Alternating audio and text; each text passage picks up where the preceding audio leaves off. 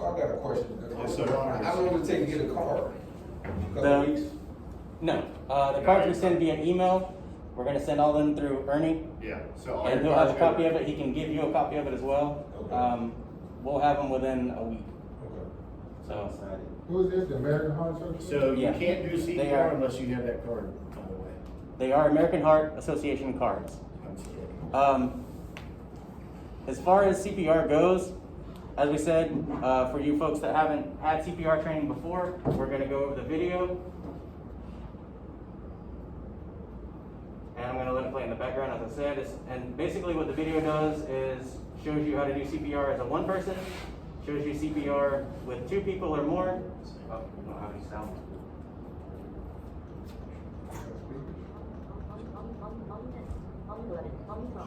Still critical.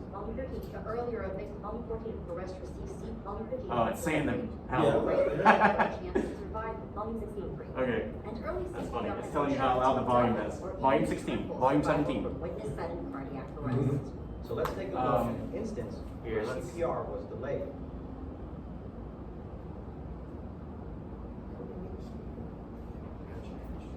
I don't know why I thought it was gonna be a video of you guys. Hell no. Something like that. Well, one, you'd have to have me on a box so they can see. Ah, man. The acting's much better in this. Yeah. It's very good.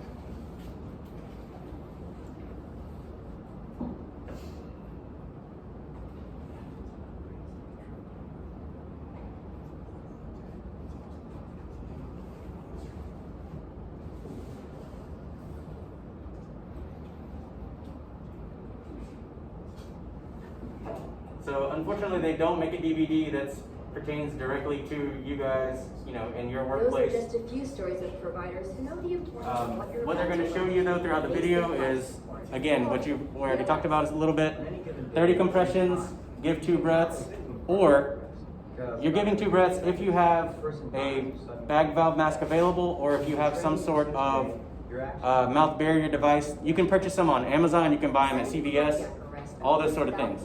And most of them are just a plastic sheet. Yeah. So we have those available in medical. Often mistakenly used to If you describe want one, you put it on your cardiac arrest. keychain. Although a heart attack and, may cause cardiac piece arrest of and plastic. sudden death. Okay, so that's awesome. That's good to know. Because CPR, early CPR can really, really help somebody.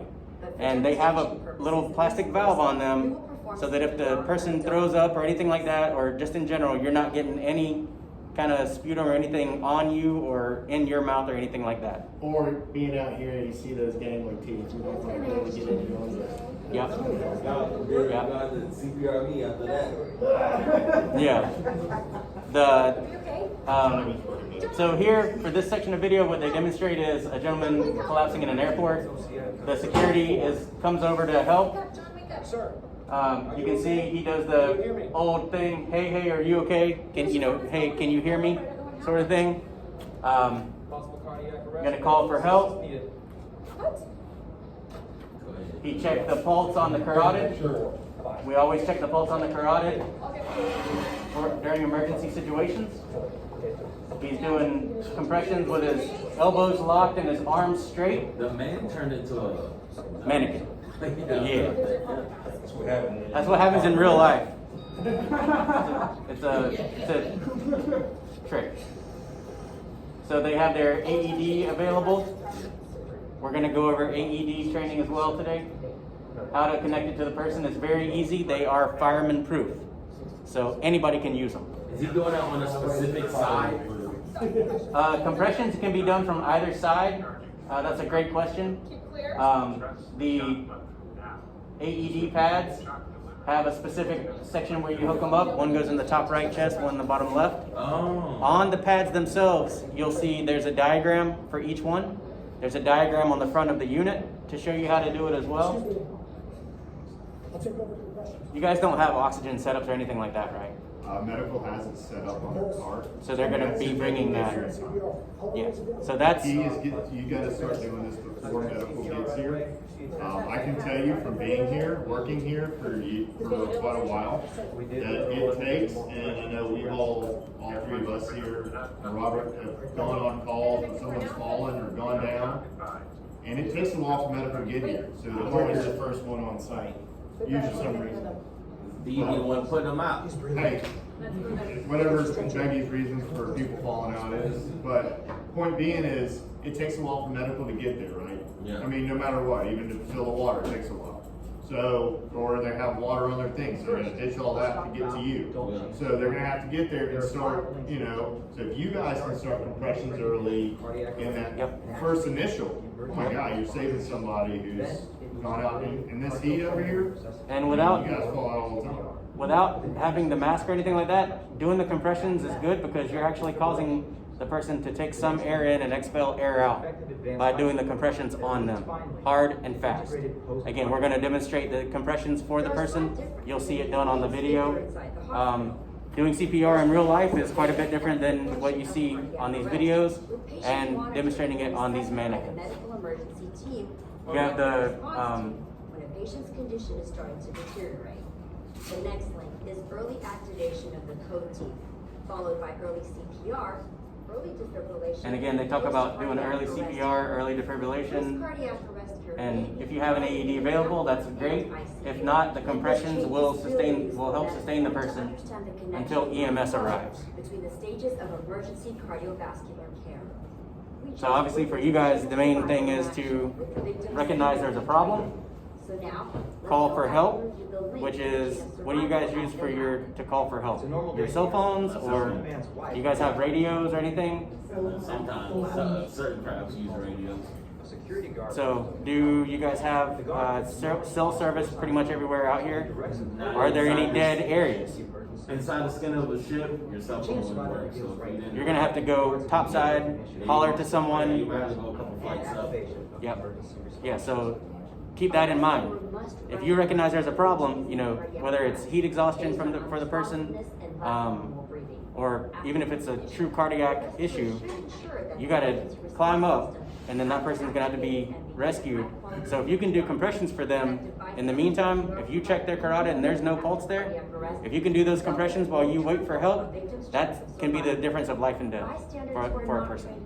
Especially because, again, everything's gonna be delayed in terms of not only just getting to you, but rescuing the person, getting them on the cart or whatever the case, and getting them to whatever location the ambulance picks them up.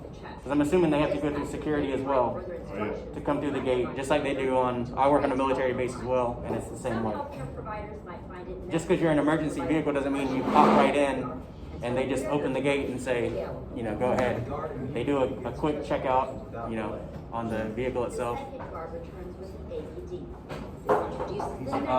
Again, here they go over the chain of survival, and again, the AED plays a big part if you have one available. Eric was telling me you guys deal with a lot of electricity and things like that out here as well. So, and then there's just hazards everywhere. Raw metal, you know, everything that you guys deal with on a daily basis. So, not only do you need to know your job, you also need to know where your emergency equipment is located, emergency shutoffs, you know, all those things, because you have to keep yourself safe as well as the others that you're working with. Here is just demonstrating what the AED does. It sends the shock from one pad to the other.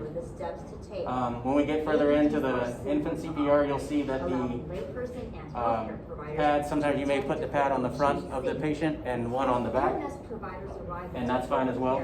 You would just put the top right chest on the front and put the lower left one onto the back for the infant. And provides more advanced treatment to the victim.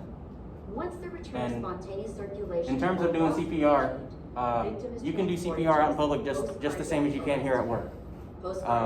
When most people don't know, but when you call 911, they're trained very similarly as we are as instructors to walk you through doing CPR on the person. Even if you've never even seen a DVD before, never done CPR, if you're willing to do it, they'll walk you through the whole thing, stay on the phone with you the entire time, because that helps them better locate where you are, because initially you may be, you know, panicking to a certain extent and not give the most exact